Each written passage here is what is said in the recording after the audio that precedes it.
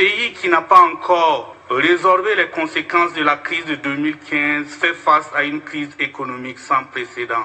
Cette crise impacte la jouissance des droits et est exacerbée par le manque de devises, de pénurie de carburant, d'eau. Igihugu ntikirakira inkovu z'ibikomere vyatewe n'indyane zo mu 2015.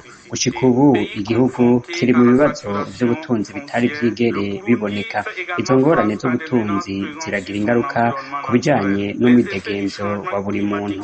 Vyunyuwe rero n'ubukene bw'amahera y'agaciro, ubukene bw'igitoro, amazi, ibidandazwa vyinshi nkenerwa mu buzima bw'imisi yose harimo isukari, tutibagiye icigagurika ry'umuyagankuba. Igihugu gihanzwe n'ubwinshi bw'abantu mu matongo. Burundi buhanzwe kandi n'ihindagurika ry'ibirere. Iryo hindagurika rirabangamira igisata c'ibifungurwa bikanatuma abantu bama bariko barata izabo. Ivyo navyo bigatuma basanga bariko baravyigana cane cane nko mu burere buba buriko bwakira abahunguka. Ivyo kuba Uburundi buhanzwe n'ihindagurika ry'ibirere vyunyurwa n'akahise k'Uburundi kagiye karangwa n'indyane.